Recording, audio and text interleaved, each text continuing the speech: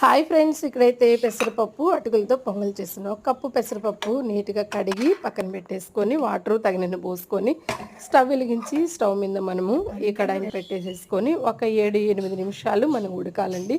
ఈ లోపల మనము ఒక కప్పు అటుకులు తీసుకొని శుభ్రంగా ఒక 2-3 సార్లు వాటర్ పోసి నీట్గా కడుక్కోవాలండి. ఇలా కడిగేసేసిన అటుకుల్లో ఇంకాస్త అన్ని మనం వాటర్ పట్టుకొని పక్కన ఉంచుకోవాలి.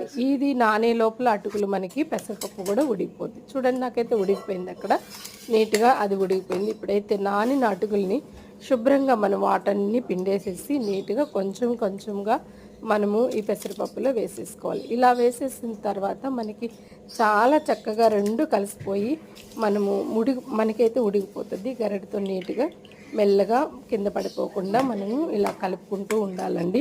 ఇలా కలుపుకుంటూ మొత్తం కొద్దిగా వేసేసుకోండి. చూడండి, అలా వేసినప్పుడు నాకు అంత పైకి ఎలా వచ్చేసిందో. ఇప్పుడు ఒక కడాయి పెట్టి ఆ కడాయిలో తగినంత నేనైతే ఆయిల్ వేస్తున్నానండి.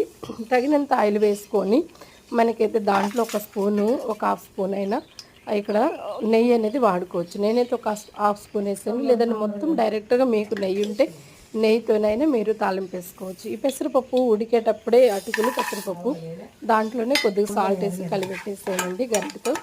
ఇలాగా మనకి ఆయిల్ అయితే బాగా వేగిపోయింది. దాంట్లో కొద్దిగా జీడిపప్పు, మినపప్పు, ఆవాలు, జీలకర్ర వేసి వేయించేసాను. అది వేగింది, మంచి బ్రౌనిష్ కలర్ వచ్చిందండి. ఈ లోపల నేను మళ్ళీ ఆనియన్స్, కరివేపాకు, మరి పచ్చిమిర్చి కూడా వేసి ఇవి కూడా మంచి కలర్ వచ్చేంత వరకు నేను ఇలా వేయించేసాను. ఇప్పుడు వేగిన ఈ పోపునెత్తి ఈ యొక్క పొంగల్లో పెసరపప్పు అటుకుల పొంగల్లో అయితే నేను ఇలా వేసేసాను. ఇలా వేసేసి గరిటతో మెల్లగా చిన్నగా నేను ఇలా కలిపేసుకుంటున్నానండి. ఇలా కలిపేసిన పొంగలి చూస్తుంటే నోట్లో వెన్నలా కరిగిపోతుంది. అంత బాగుంటుందండి. అంత హెల్దీ ఫుడ్, చాలా బాగుంటుంది. మీరు ఇలా చేసి పెట్టండి. నచ్చితే